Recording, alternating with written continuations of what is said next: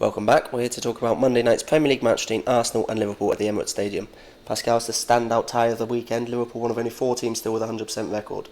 Yeah, I think 6 points out of six. Beat Bournemouth on Monday night and beat Stoke in the first game, 2-1-0 wins. But it is 6 points, but certainly not impressive in either game for me. I mean, the Bournemouth game most recently on Monday, I certainly thought they didn't necessarily deserve victory there. The first half there was the two major talking points where Bournemouth, they take the lead through Tommy Elphick. Well, they think they've taken the lead and then it's disallowed, and you watch it back and it certainly seems to be a fair challenge. There's not much contact between Lovren, and you see those sort of challenges all day. In the games. It's just definitely not a foul. Bournemouth should have taken the lead there, and then Liverpool's goal, it was an unfair goal. It shouldn't have been given because Coutinho stood 1-2 yards offside, and if he leaves the ball, and it's probably going to reach Benteke anyway, and it's probably going to be a goal. But the fact Coutinho goes for it, that means the goalkeeper stops on the line. And especially with the new rules that have been brought in this season, it's supposed to make this sort of thing clearer. And like Eddie Howe, the Bournemouth manager, said in his post-match press conference, if they can't get this one right, because this was very clear, this one, how are they going to struggle with some of the sort of closer ones? So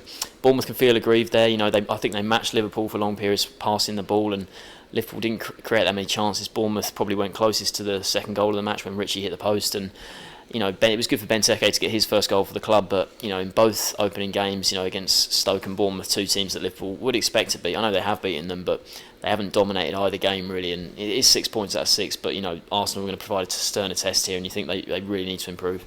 I think points on the board is the most important thing at this stage of the season for Liverpool, particularly after the disappointments of last season. As you say, they haven't played too well in either game. They haven't dominated either match, but I think there are positives to take from both games. Defensively, no goals conceded after two games is as good a start as you can hope for. At the back, I think neither Bournemouth or Stoke have really threatened Simon Mignolet's goal too much. They haven't created clear-cut chances. The Bournemouth game on Monday night, there was mainly long-range efforts, despite Bournemouth having the ball in some very good areas. Richie's effort you mentioned off the post, that was from range. They didn't create any really good goal scoring opportunities. Liverpool didn't create too many themselves at the other end, it must be said, and I think that's the area they'll be looking to improve on. Benteke, I think, had a good game, held the ball up well, obviously got the first goal in his first home game, hit the bar late on when he probably should have scored as well, so he had a good game, but those around him I think need to improve a bit more. The likes of the likes of Lallana, if they can give him better support, then it should be a good attacking unit for Liverpool. Yeah, I certainly agree. I think Lallana especially, he really impressed me in pre-season, some of his performances, but he's looked really off colour.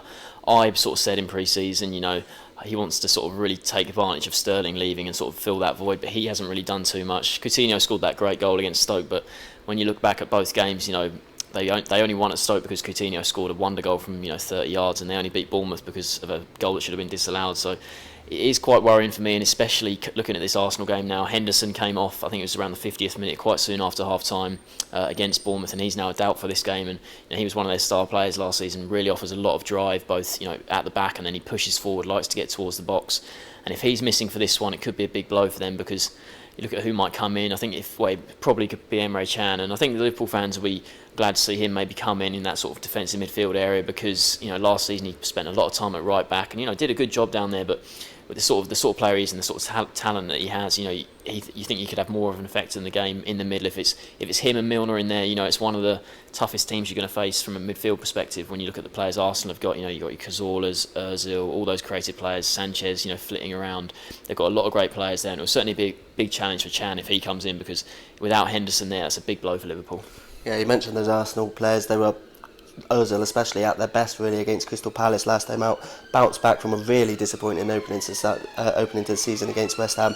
Pre-season went so well for them. There's so much optimism. The arrival of Petr Cech, and then obviously he's at fault for both goals. So such a disappointment. They just fell flat on their face against West Ham. The bounce back against Palace, they did really well to do that. Ozil had a really good game, as I mentioned. Likes of Cazorla back in his deep playmaking role, looked a lot better than he was out wide against West Ham. They rode their luck at times. Coquelin perhaps fortunate not to get sent off, 2 yellow card worthy challenges perhaps, and Palace hit the post as well when the score was 1-1 I think. So they did ride their luck at times, but there's no doubting that they really deserved the win. Sanchez was back in the team, he made a difference, obviously forced the own goal that proved to be the winner. So more positive signs certainly from that Palace game after a really disappointing start to the season. Yeah, and you didn't even really mention the Giroud goal there. It was a brilliant finish from him, wasn't it? That sort of overhead kick, especially, that first game of the season, everyone was expecting Walcott to get the nod ahead of Giroud up front. Wenger, went back to Giroud and, he didn't score against West Ham. There was that just generally disappointing performance, like you said. But for him to bounce back with that goal, like you say, Ozil getting back to his best against Palace, it was certainly a big boost, and especially going into this game, a big game against Liverpool here.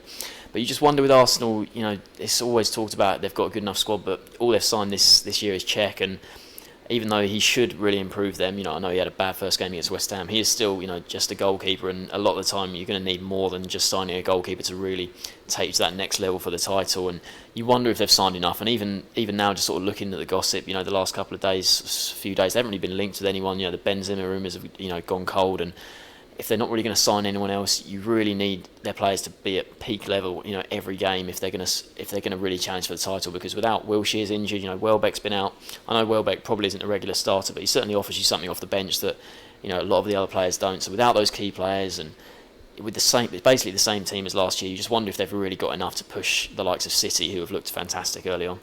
These two are likely to be top four rivals. Liverpool fans won't want me reminding them 4-1 in this fixture last season. Which way do you see this one going?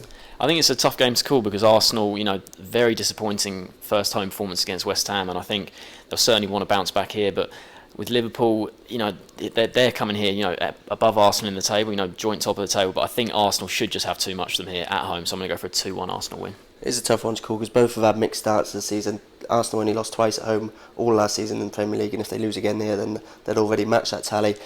I think it's going to be a close one. I think I can see goals in it, so I think I'm going to go for a 2-2 draw. So going for one Arsenal victory and a draw. Thanks for joining us.